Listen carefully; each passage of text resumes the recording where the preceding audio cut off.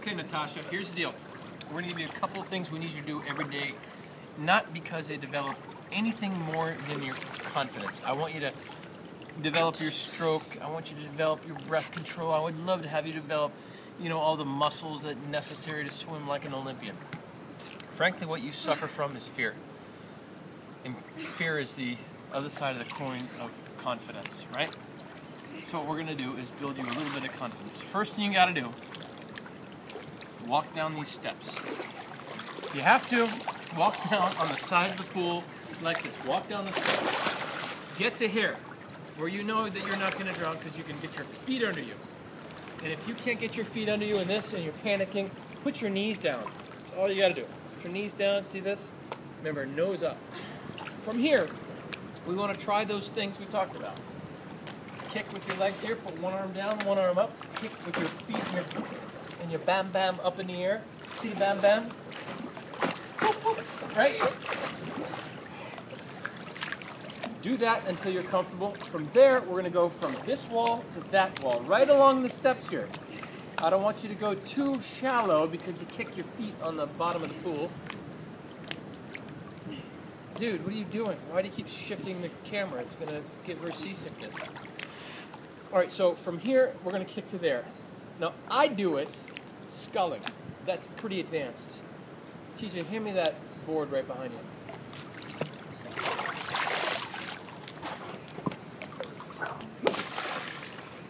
You can do it using this. This is a unbelievably buoyant boogie board.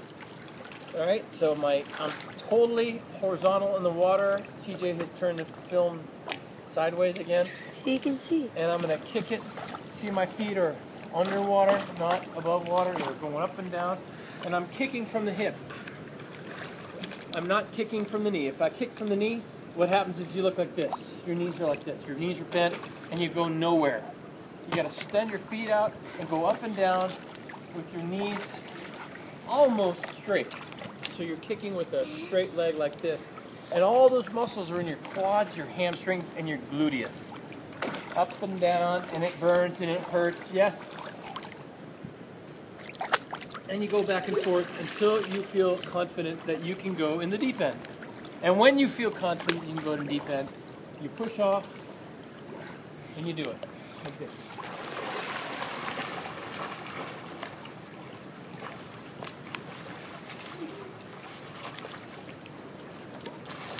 Kick, kick, kick. Kick, kick, kick. One day, you will be able to do this with a carrot. Right? Okay. So once we have that, you learn how to kick. You learn how to pencil drill. Remember the floating drill? While you're here in the shallow end, practice it. Put your feet on the ground. Get your chest up high. Hold your breath. Put your hands over your head. Nose up.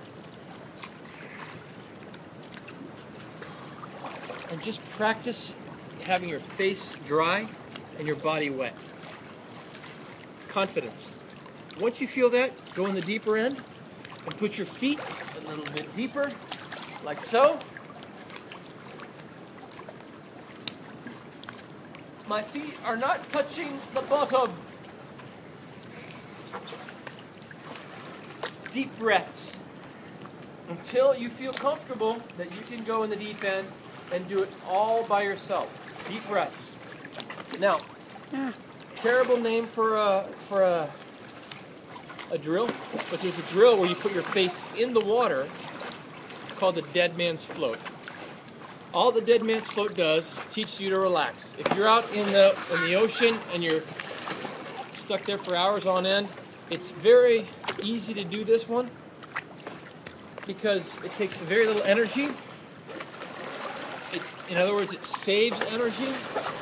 And if you're out in the ocean for hours on end, days on end, you just put your face in the water, hold your breath, put your hands out and your feet out, and it's called the dead man's float, and it looks like this.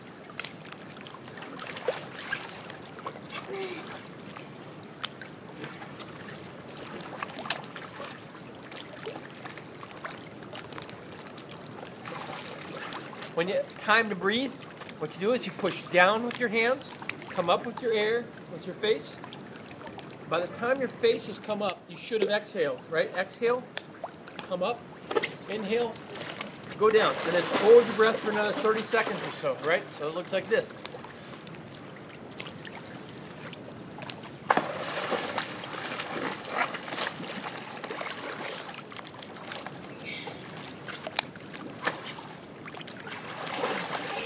Now the key to this, dead man's float, is you have to press your hands really far forward.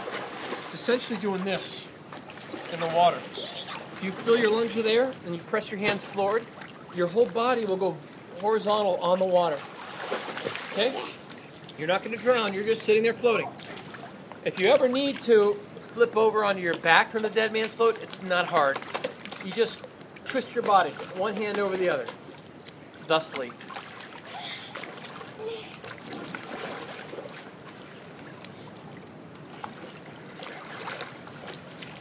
Piece of cake. Okay, the one thing that you have to do when you flip over like that is you have to blow air out of your nose. Instead of exhaling through your mouth, you have to exhale through your nose. Because when you flip upside down, water will go up your nose if you don't exhale through your nose. Okay? And it really burns. So, no one likes burning feeling in their nose, right? Well, then again, some people like shots of tequila, so you never know. I shouldn't say that no one likes burning feeling in your nose. So we learned how to do the dead man's float. We knew how to kick, survival this, survival that. Looks like my glasses just lost its lens. I'll be right back to you.